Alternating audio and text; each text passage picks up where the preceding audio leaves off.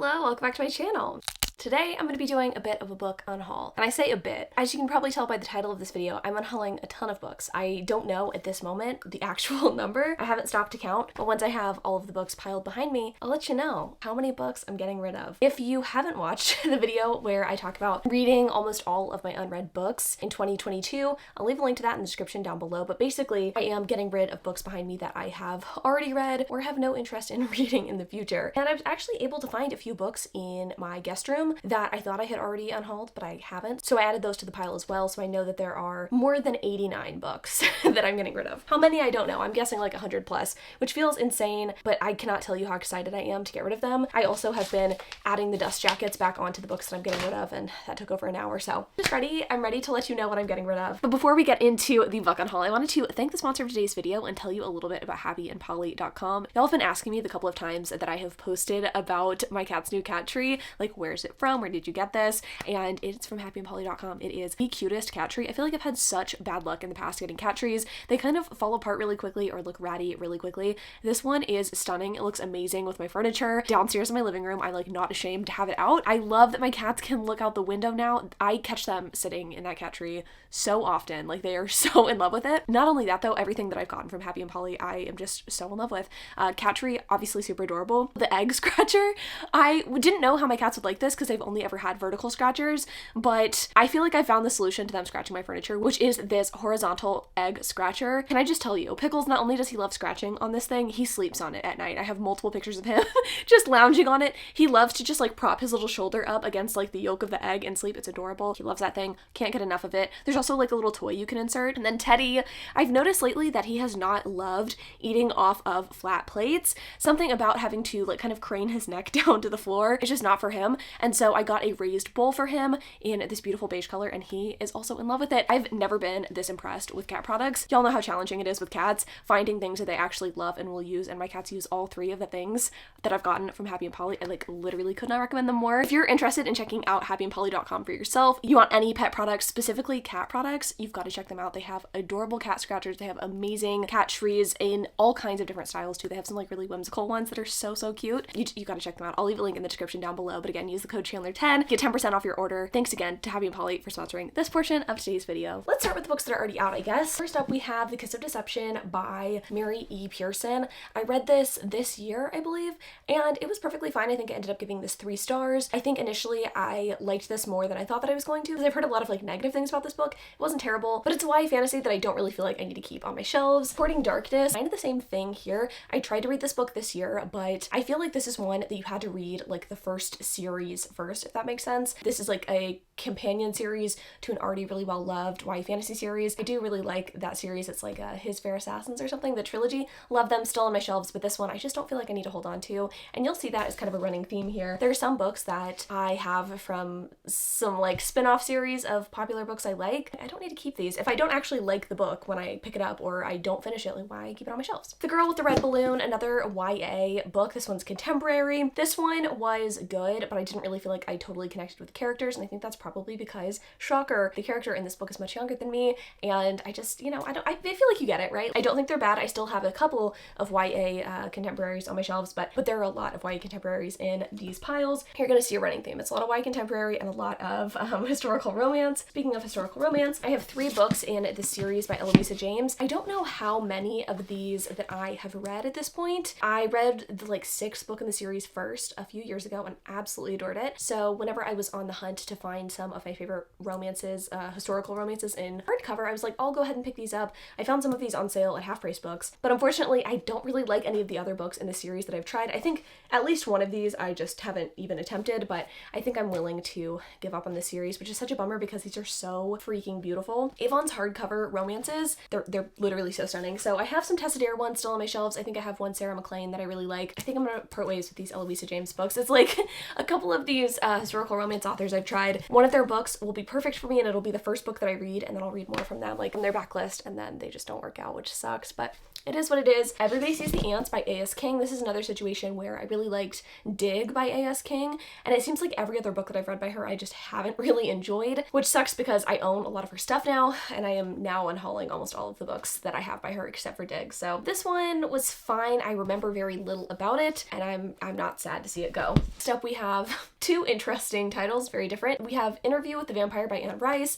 and Truly Devious by Marie Johnson. An Interview with the Vampire, I wanted to like it. I have attempted to read it a few times, like since I was quite young, honestly, since like middle school. It's the original vampire, right? Anne Rice was like a big deal back in the day, but I couldn't get into it and I don't really want to keep it on my shelves. Also, this is kind of like a nitpicky, but I also have the Vampire Lestat. Books are not the same size. It seems like there were different publishers maybe for each of the books or different printings. I don't know, but I just like couldn't find a set that matched. Maybe I'll attempt it again, but it'll probably be audiobook if I do. So not sad to see that one go. And then Truly Devious, I'm actually getting rid of all of the books in the series. This is the only one that I can't find the dust jacket for. I think I got rid of the dust jacket because I assumed I would keep this book forever. Why I thought that, I have no idea, but I am getting rid of this one, and I'm getting rid of the other books in the series as well that do have dust jackets. We might see those later, but let's go ahead and move these books behind me so we can see the stacks grow as we go. Almost all of this I think is YA. We have All the Rage by Courtney Summers. We have Nice Try Jane Sinner by Lan Ulk. This one's kind of interesting. This one is about a girl who goes on a reality television show, but I think it's about other young people. It's not like a bachelorette kind of situation. I think someone at the local community college is like coming together and as part of their project they're making a show about teenagers or something. I don't know. It seemed interesting at the time. I tried it, but the main character was really irritating to me, so I never picked it back up, and I probably never will. All the Rage by Courtney Summers, on the other hand, I read this year. I gave 4 stars to and really, really enjoyed. It's a pretty dark story about assault that only I feel like Courtney Summers could really pull off. She has such an incredible way with writing these dark, hard-hitting books. They definitely have a good for her sort of vibe to them. I think if you were looking for something like that, Courtney Summers is awesome. Or if you have someone in your life who would like that kind of story. I mean, I really liked Sadie and I liked All the Rage a lot, but this doesn't really have a reread factor for me. I know what happens. Yeah, it's not like a fun, fluffy read that I want to pick up again. A lot of the YA contemporaries that I still have on my shelf are fluffy books that I think I would pick up maybe again in the future, or I could see recommending to a friend, but like this, I don't know. I don't need to justify it. I'm getting rid of these. Next up, we have 2 more YA contemporaries. We have Invisible Ghosts and The FAQS. I don't know anything about The FAQS, and Invisible Ghosts, I believe, is about someone with a terminal illness. I could be wrong here. There's definitely a book in this stack that's about terminal illness. I actually don't think this one is. I think it is When My Heart Joins the Thousandth, which we'll get to later, but getting rid of these. Next up, we have Case of the good old Barnes & Noble bargain price books. I don't actually know if they do these anymore. I'm assuming they do, but Harlan Coben's Fool Me Once. I enjoyed a Harlan Coben YA mystery series back in the day. Is it Mickey Bollitter or whatever? I don't know. I really, really liked those books. I have never picked this one up though. I've just never been tempted. Maybe I'll pick it up via audiobook in the future. I've really realized mystery thriller, like audiobooks always for me. This one, yeah, I don't, it was on clearance, you know what I mean? Sales are the devil. If you don't need something, sales can really get the best of you. Speaking of getting the best of me, thought at one point that I was an adult fantasy girl. And don't get me wrong, I like adult fantasies. I have found some that I really enjoy, but I don't really think having the second book in an adult fantasy series is really something that I need in my life. I told myself, if you don't read the first book in this series this year, you have to get rid of this. So I'm getting rid of it and I'm not gonna miss it. I'll be honest with you. Next up, we have Are You Experienced by Jordan Sonnenbleck. I really like this author. I can't remember the title of his, what is it? Drums, Girls, and Dangerous Pie, Notes from the Midnight Driver, After Ever After. I read a lot of his stuff back in elementary and middle school and I really, really enjoyed it. I do think his YA stuff tends to skew towards a younger age demographic. I think Drums, Girls, and Dangerous Pie was the first book I ever read that had a young person with cancer in it. Those books have had an impact on me in the past and I assumed I would enjoy this one. I didn't end up picking it up though because I'm just in a different place in my life at this point. Like I don't need to read this. And then lastly from this stack we have An Easy Death by Charlaine Harris. This is one that I believe the publisher offered to me and I love Charlaine Harris. True Blood, the series was a book series I read a ton of in, again, I think like middle school, which was definitely like too old for me at the time, but I love those books. I read pretty much all of her cozy mystery series. I didn't really have much interest in this particular series, but I was like, oh, Charlaine Harris, and I just still haven't gotten to it. I think I got this back in 2017 or something like that, so I think it's time to part ways with it. All right, and then the last stack of books before we get into the 2 giant bins next to me. Blanca and Roja, we have Hero by Perry Moore, we have Breakaway by Kat Spears, Lori O'Brien's History of the Future by A.S. King. I have not read any of these books. We have 3 two or three YA contemporaries and like one YA fantasy. None of these really jumped out to me. Again, another A.S. King, like I didn't get to. I think I tried actually to read that one and the main character kind of irritated me, which makes sense because young people can be kind of irritating and that's fine.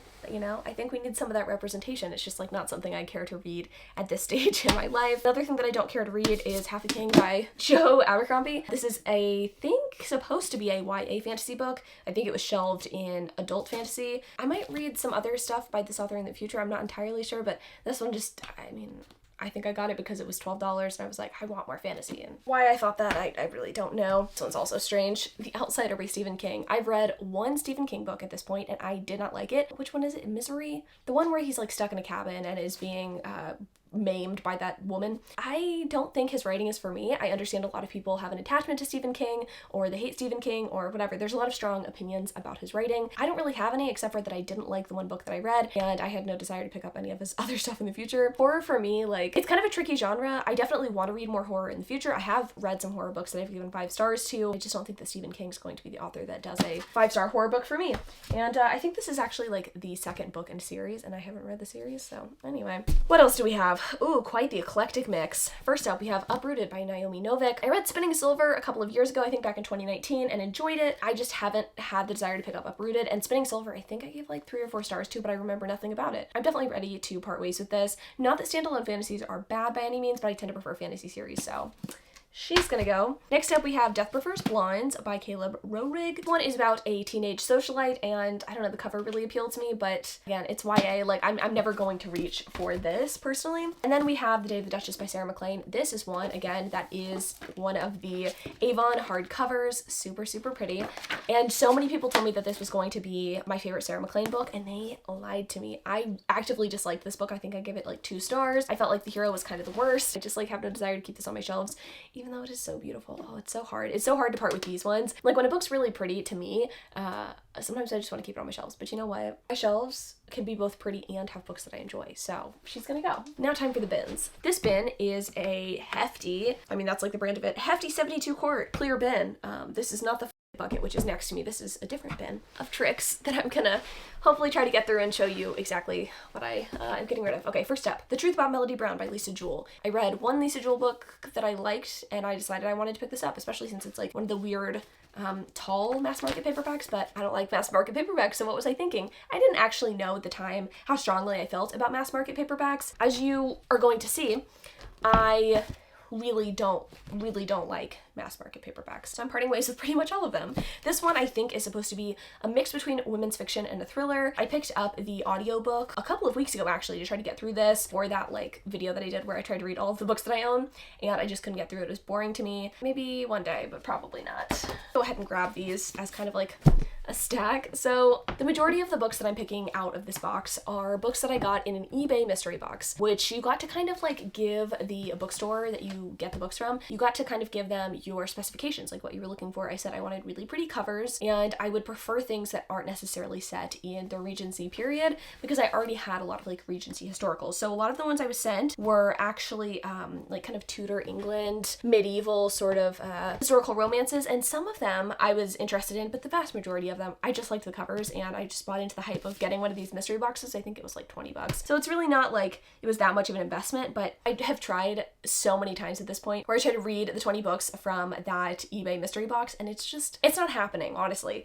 And I don't have a lot of resolutions, I would say, for 2023 when it comes to my channel or comes to reading, but one of them is that I am not going to force myself to read things or make things that I am not interested in. I'm gonna go ahead and stack these right here and I'm gonna call it a day. A couple of these I think I actually have read. Oh yeah, like Bombshell by Sarah MacLean, which is right here. That one I didn't like. I gave 2 stars too. So that's the thing. I think historical romance is just a tricky genre for me, and I think I'm just going to rely on recommendations from people that I trust and not just like randomly pick them up.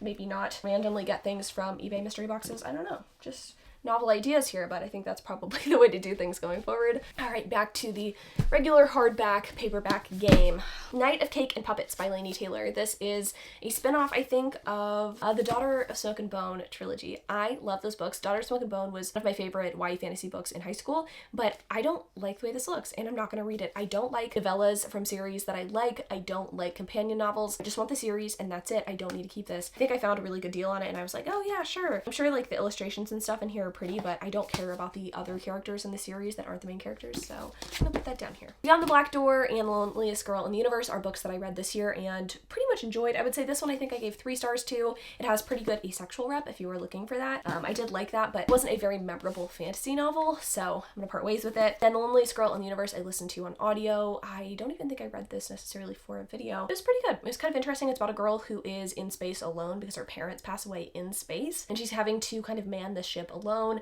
and she is going to get to basically a second Earth that she is supposed to populate herself. I think she has like embryos in the back or something like that. It's kind of dark, but I actually kind of enjoyed this. I liked the ending of this book too. I thought was kind of interesting. I don't know, it was kind of good. I would recommend picking it up on audio. The audio narration was pretty good, but I don't need to keep it in my life. Another book that I really don't need to keep in my life, The Starless Sea by Erin Morgenstern. This was a DNF this year. I just don't like her writing. I don't know why I picked this up. The Night Circus is one of my least favorite books that I've read. Probably one of my most like divisive choices there. I think a lot of people tend to like that book, though there are quite a few people who don't like it as well. It's just not my writing style. I don't really like flowery, fluffy writing. I want a really good story, and this is I think an ode to like storytelling and an ode to books, and I don't like books about books. I just don't. It's not my thing. Goodbye, good riddance. This Adventure Ends by Emma Mills. This is one that I feel like I wanted to be sapphic but wasn't sapphic. I can't recall. It's been a couple of years since I read this one. I don't actually know why I still have it on my shelves for some reason, but I think I'm ready to part ways with it because it wasn't like my favorite YA contemporary of all time. And then It's Not Like It's a Secret is a sapphic novel, and the main character she reads very, very young. I've tried to pick up the audiobook a couple of times, and I just like kind of grates on my nerves listening to her, so I can't do it. Not that the narrator's bad, but the actual like writing style of our book narrator, like the first person not my thing. Okay, not my thing. Watch Us Rise by Renee Watson and Ellen Hagen. This one is supposed to be like a feminist YA story. I'm sure it is fantastic, but again, I just like have not had the urge to pick it up. Neverworld Wake, I think, is some sort of like YA thriller situation. I think Marisha Pessel also wrote Night Film, yeah, which a lot of people tend to like, but no, I'm fine with getting rid of these. The Family Plot and Only Mostly Devastated are books that I did read this year as well. Only Mostly Devastated I did not enjoy. I felt like the handling of the romantic relationship was just not at all for me. It made sense given the characters' ages, but again, I was just like, are you treating this guy like shit? Like, he's openly gay, and then you're gonna treat him like shit. Okay, didn't love it. The Family Plot was a out-of-this-world wild mystery thriller, but not in a good way. I was like, what? The entire time? You know, sometimes you pick up a mystery thriller and you're like, are we supposed to actually believe this? The main character comes back to town to hang out with her mom and siblings, I guess, because her dad just died. I guess they also learned a lot about serial killers growing up and stuff. I don't know. Weird. Just not, no. Goodbye. 3 DNFs. We have Hot and Badgered, Mastered, and The American Roommate Experiment. I mean, I didn't finish these books. I don't really want them on my shelves. I tried to read The American Roommate Experiment a couple of times, and it just didn't work for me. I just think Elena Armis's characters read a little young for my taste. Mastered and Hot and Badgered, Hayden got me for a reading challenge that I did where he picked my books, and he didn't necessarily pick books he thought I would like. He just picked out books that he thought were funny. So kudos to him, I guess. That was a fun video. I'll try to remember to link that in the description, but you can find it on my channel. My husband picks my TBR or something like that. Not my favorite books, let's just put it that way. Something Borrowed by Emily Giffen. This is a book that I picked up from Half Price Books this year because for some reason I wanted to read it. I feel like I always see this book. It's kind of a classic. I know that there was a movie made. I wanted to check it out for myself. It was not very good. Neither was the movie. I don't have anything profound to say. Just like, you know, it was a book that existed. I'm kind of glad that I read it because now I kind of understand what it's about, but didn't enjoy it. 2 books that I actually did enjoy. The Hours by Michael Cunningham and Black Girls Must Die Exhausted by Jane Allen. This one I liked, but I had no idea how to rate it because it felt strange. Felt like this could have been a standalone novel, but it ended up being a series, I guess. So it had kind of a weird cliffhanger to the guy that I didn't want her to end up with, so I was like, what the fuck?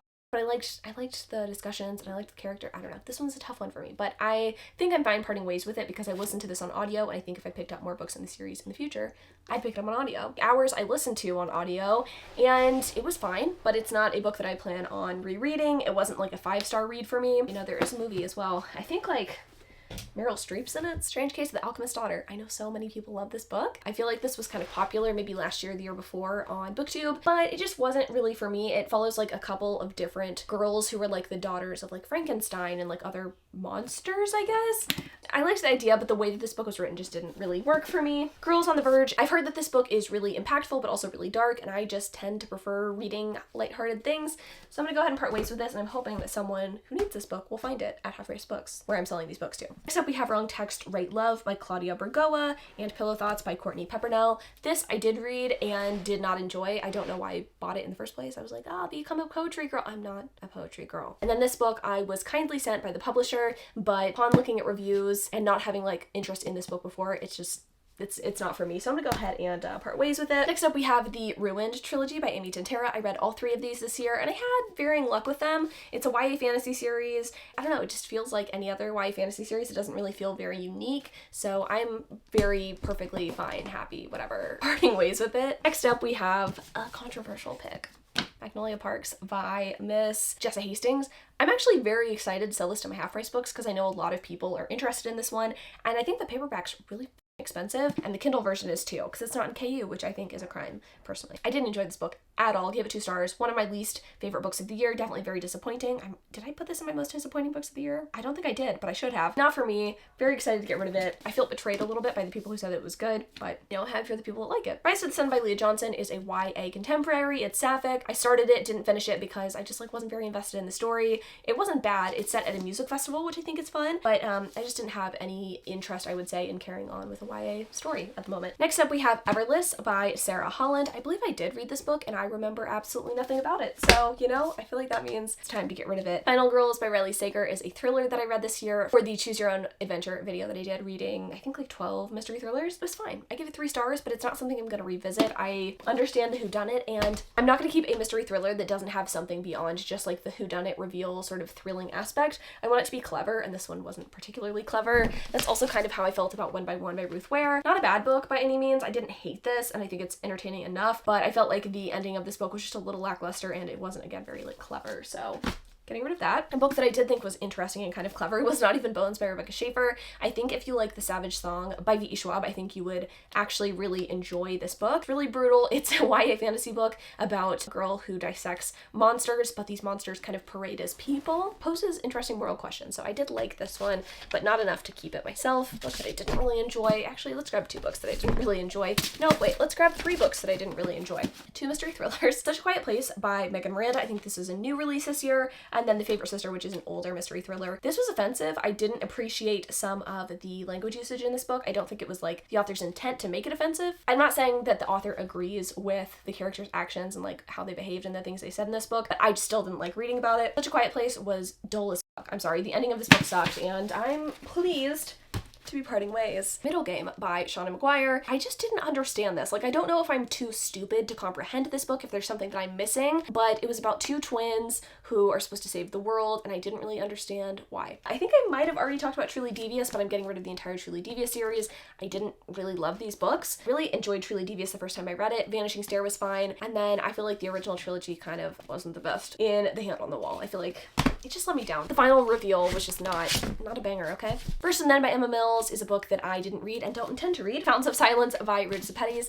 I feel like this author is fantastic if you are looking for YA historical fiction, but I'm not looking for YA historical fiction. I did enjoy this. I think I gave it like 4 stars. It's actually a really great read, and I don't think I would have picked this up on my own had it not been for a video where I tried to read like historical fiction books, I think, that I own. I don't know. I actually don't know why I read this book, but I read it for a video and it was good. Kill the Boy Band by Goldie Moldavsky. I think in the video where I read all of the books, or where I talked about reading all of the books that I own, I said I was going to keep this one. I'm actually not going to. I enjoyed it, but I can't see me recommending this to someone or rereading this, so why keep it on my shelves? And I didn't enjoy it enough, again, to like revisit it. Small Country was a book that I read for my video. I read the shortest books on my TBR, and it was fine, I guess. I appreciated, you know, what this author went through, because this is, I think, it's a novel, but it's also like kind of a memoir at the same time. But I don't see myself revisiting. All right, don't hate me. I just turned on my fan because it is hot in Texas and these lights in front of me not helping the situation. And I am trying to get through this video for you. Thunderhead by Neil Shusterman. Don't think I actually read this one. I did read Scythe. I did enjoy it, but it's a YA fantasy series that like I don't feel that invested in. I feel like the romance in the first book was kind of unnecessary. While the concept was interesting, it didn't go anywhere, I don't know, interesting. Like there were moral conversations to be had, but I don't think enough were had, if that makes sense. Like the old premise of the story is like no one really dies in the society, but we have to get rid of people, so like we're gonna send people out to like kill other people. And I wanted to go farther with that idea, so I don't know. Getting rid of this, no interest in it anymore. Circe by Madeline Miller was boring to me. I didn't enjoy this book. I felt like she was kind of a victim of her own circumstances. Makes sense. I mean, it's like Greek mythology and everybody's life kind of sucks, but I just wasn't into it. Okay. For Dead Queens. I don't remember what I rated this book. Maybe 4 stars. I did like it. I'm thinking about it at this moment. I don't remember a single goddamn thing about it, so I feel, again, pretty great about getting rid of that. In my dreams, I hold a knife. This one was tough for me. I didn't dislike this book, but I am ready to let it go. I know I have a couple of subscribers who are big fans of this book, and I got this recommendation off of Kayla from Books and Lala. Like, she really enjoys the story, so I thought I would too. There are aspects of this book I like. I think maybe I would revisit this in like audiobook at some point. I just feel like the main character was hard to read about. Like, I got secondhand embarrassment from listening to her talk. I don't know, as a mystery thriller, I just thought it was like kind of okay. There Will Come a Darkness by Katie Rose Poole. I don't remember if I finished this book or not. I don't remember a single thing about it. Yeah, getting rid of that. Hostage by Claire McIntosh was such a lackluster book, which is not surprising because the only other book that I've read by this author I really disliked. This is about a woman whose child gets kidnapped. She is on a plane, I guess allows it to be hijacked. So, it sounds interesting, don't get me wrong, but the execution was not good. Call Down the Hawk by Maggie Stiefvater. I actually did enjoy this book. I was surprised that I enjoyed this book because while I enjoyed original Raven Cycle trilogy, I didn't really care very much about Ronan and Adam's like continuation story, but it was pretty good. I wouldn't continue on with the series past this book, but it was perfectly fine. But since I'm not going to continue on with that part of the series, I'm just gonna that over here. The Black Flamingo by Dean Atta. I listened to this on audiobook or in audiobook format very recently. I enjoyed it. It was, you know, a great read. I think makes sense. It's got an award right here. But this is not a book that I feel like I'm going to revisit. It is kind of, I mean, I think it's poetry. Yeah, it's awesome listening to the author narrate, but I think I'm ready to part ways with this so that a young person can find it. That's another reason why I get rid of some of my YA titles. Even if I enjoy them, I just feel like it's better suited for the age demographic that it's written for sometimes. I appreciated it for what it was, for sure, but I think a younger person could maybe do more with it and find a new favorite book in a Half Price Books. The Southern Book Club's Guide to Slaying Vampires? Southern Book Club's Guide to Slaying Vampires, yeah. By Grady Hendrix. I heard so much about this. I know Liv from Olivia Reads a Latte loves this book. It was fine. I give it 3 stars. I feel like as a horror novel, this was not that deep. I feel like I wanted it to be deeper, especially since I think it attempts to talk about race and class, but I don't think it does a very successful job at doing that. Nothing that I feel like I need to keep on my shelves. And the last book from that bucket before we get into the bucket. I know, I've been talking for ages. The Strange and Beautiful Sorrows of Ava Lavender by Leslie Bolton. This book was so hard to read. I DNF'd it. Apparently there's like pretty graphic on-page assault, and that's just not something that's for me at this moment in my life, so I'm getting rid of that. Mosquito Land by David Arnold. This is a book that my sister picked out for me in like a sister picks my TBR sort of situation video that I did right when I started my channel. Never read it. I wasn't super interested in it, but it made for good content at the time, so, you know, you served your purpose. The Girl with the Pearl Earring. I think I pilfered this from my mom. I don't think she'll miss it, and I didn't read it because I didn't actually have that much interest in it. I think sometimes you pick up a book and you're like, I'm gonna be smarter, you know, I'm gonna be someone who like reads a lot of historical fiction and literary fiction. You know what? I'm a smut girl through and through, to my heart, to my core. I don't need to pretend to be something I'm not, so goodbye. The Serpent King. The Only Thing Worse Than Me Is You. The Cat King of Havana.